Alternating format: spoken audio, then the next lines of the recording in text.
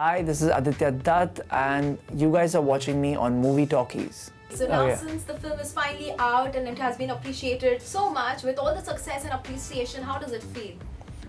You know, you've put in so much of hard work and there are a lot of, while making the film, there is sleepless nights, so many discussions, arguments, people literally giving, in an action film, people literally giving their blood and sweat to the film. The reactions, the people just talking, and then you just take a moment back and say that, you know, it was all worth it. And I guess, yeah, that's the feeling, you know, right now it's just sinking in for everyone, and everyone's celebrating, and everyone's happy, and everyone's at peace that you know, it's finally done well, and you know, people are loving it, and that's what we love.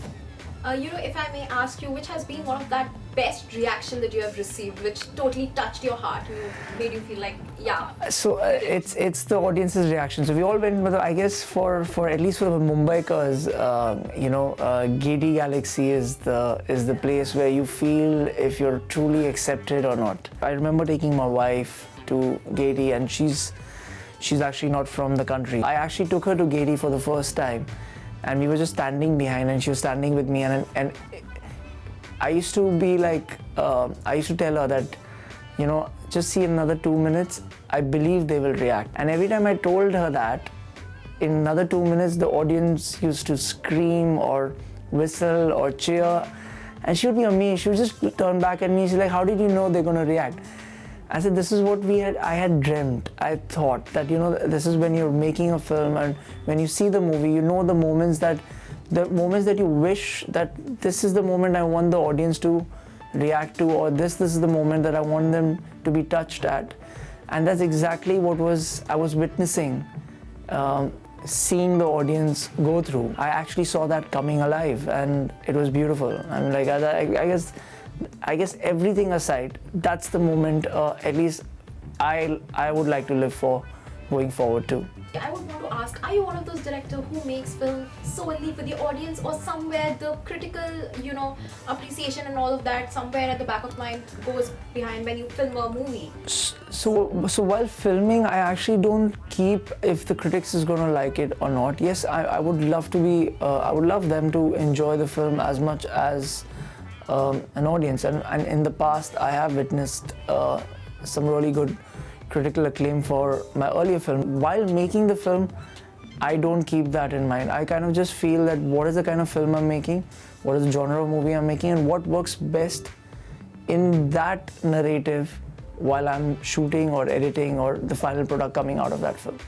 You know, rewinding back in past, how was the entire experience filming that movie? Because it's not easy to wear the director's hat, because it's almost like you're the captain of the ship and the entire film is almost relying on your shoulders. So if you can share your experience. Obviously, Commando 1 and 2 was done by different directors, and it was a franchise which had formed a certain grounding in, you know, in all aspects, be it the audience, be it the box office, be it anything. I obviously wanted my signature to come as a narrator, you know, something that I bring on board, and something that also at the same time stands away and out from the first two franchise.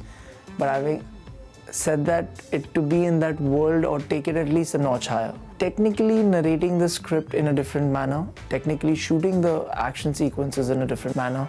If you see Commando 3, it does have a different narrative of action and storytelling. There is a stark difference, and I was very clear that I would take that chance. You know, like you said, the first two installments were huge hits, so it's like almost a brand which you need to carry forward. So when a franchise like this come to you, does it work like a pressure, like it's more of a pressure, or it's more like a proud responsibility which you needs to nail it? I would take it as a proud responsibility, which I need to nail it and take it forward. It's more excitement than pressure. You are going to be compared to whatever the 1 and 2 did, and if I take it as a positive, so I usually take it as a positive light. When we see that, you know, installments after installment comes under the same franchise, more often we see it's the continuation of the previous installment, or Right. we see it's the similar character. Somewhere the plot and the content remains the same. So what was your input as a director to infuse that new energy in the new installment? in 3, I was clear that there has to be something he needs to relate to or personally get involved with the threat which is for the country, not only from a perspective of a commando doing his responsibility, but emotionally being driven to go get that guy back to the country. And that's exactly what I was trying to bring into Commando 3, is a stronger, emotionally driven plot. I've actually driven the film towards an emotional end. You know, as a director, how was it shifting gears from the romantic genre to the action thriller? And how was it directing the action stunt? Because it's a different approach, I assume. On set also, when you're directing an action sequence, a lot of hindrances also come in, right? True.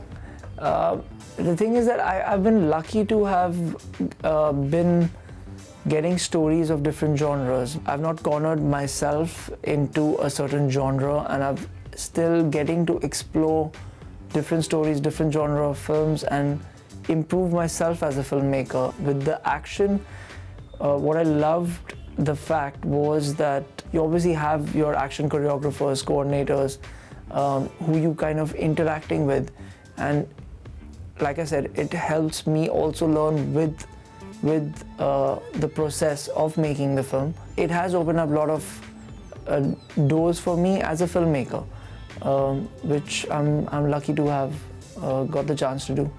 So as a filmmaker, what do you prefer, to get your stunts done by your hero or the stuntman? You know, to avoid especially all those unwanted breaks in your schedule owing to the injuries. What do you prefer? It is a lot at risk the actor is going to take when he's doing his own stunt.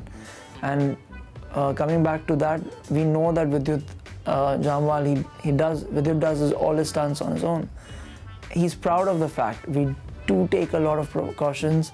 The reason that he also can do it because he puts in that kind of effort, rehearsing for it before that shot.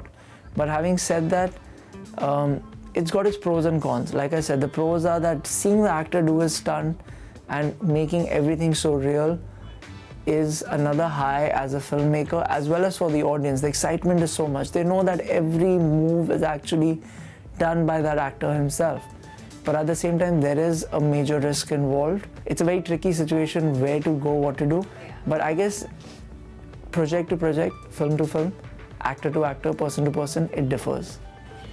If you can share, how was your experience shooting with Vidyut, Ada, and also you made your leading ladies do some kick-ass stunt which look amazing on screen. So how was the experience directing them? Again, that was a conscious decision by me, that I was very clear that if the girls are going to be a part of the film, they have to contribute to the story and to the narrative. They will hit as strong as a woman can hit, and they will also in return get hit by the man like any other cop would.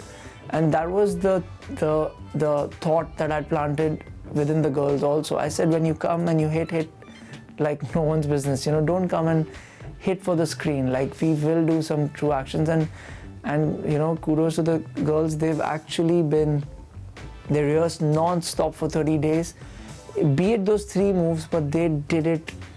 So you have come a long way, and if you look now back to your body of work, how do you feel about your journey? What would you want to say about your journey? I would just say that I was lucky enough to have the opportunities time and again to prove myself as a director. There are a couple of mistakes I have also made in this journey, but it also gives me the drive to learn more, improve myself, and something I learned very soon in life, but I was working on it, was that as a narrator, as a responsibility, as a director, I cannot take anything for granted, be it the audience, be it the script, be the craft itself. And it kind of just helps me push myself better. And today, like I said, it's been a slow growth, but it's been a steady growth, and I'm just happy about that. You know, if you can kindly give us some insight about your future projects, what's lined up next, films or web series, what is there in the... I personally believe that. I take it as a luxury to go and shoot web series. I will definitely be doing one web series soon. which I haven't finalized yet, but I'm pretty sure that I want to go and do one web series before I get into another feature film, because it kind of it's a good shuffle, or it as a thought process. It kind of throws you into a different way of thinking, and so that it's like what do you say? It's like a healing process, I call it. So yes, I will be jumping into a web series soon, and then I'll come back to a feature film. So thank you so much for Thank taking you. time Thank out you for to having speak me. to us. Once again, a huge congratulations and all the very best for your future. Thank you so much.